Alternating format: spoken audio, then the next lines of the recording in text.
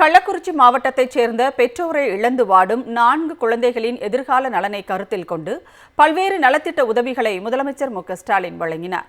கள்ளக்குறிச்சி மாவட்டம் சங்கராபுரம் வட்டம் பூட்டை கிராமத்தைச் சேர்ந்த கமலக்கண்ணன் கடந்த 14ஆம் தேதி உடல்நலக்குறைவால் காலமானார். அவரது மனைவி வசந்தி 2017ஆம் ஆண்டே உடல்நலக்குறைவால் காலமானார். இத்தம்பதியருக்கு 3 பெண் மற்றும் 1 ஆண் குழந்தை உள்ளது. பெற்றோரை இழந்து தவிக்கும் 4 குழந்தைகளை முதலமைச்சர் தொலைபேசி வாயிலாக தொடர்பு கொண்டு ஆறுதல் கூறியதோடு அவர்களுக்கு தேவையான அனைத்து உதவிகளையும் அரசு செய்து தரும் என்று உறுதியளித்தார்.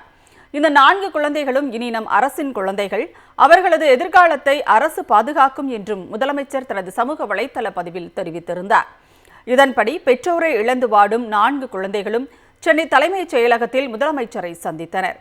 அப்போது மறைந்த கமலக்கண்ணனின் மகள் லாவண்யாவிற்கு 2,50,000 ரூபாய் மதிப்பிலான வீட்டுமனை பட்டா, கலைஞரின் கனவு இல்லம் திட்டத்தின் கீழ் 3,55,600 ரூபாய் மதிப்பீட்டில் வீடு கட்டுவதற்கு ஒதுக்கீட்டு ஆணை, சங்கராபுரம் வட்டார வளர்ச்சி அலுவலகத்தில் கணினி உதவியாளர் பணியிடத்திற்கான பணி நியமன ஆணையினை முதலமைச்சர் வழங்கினார்.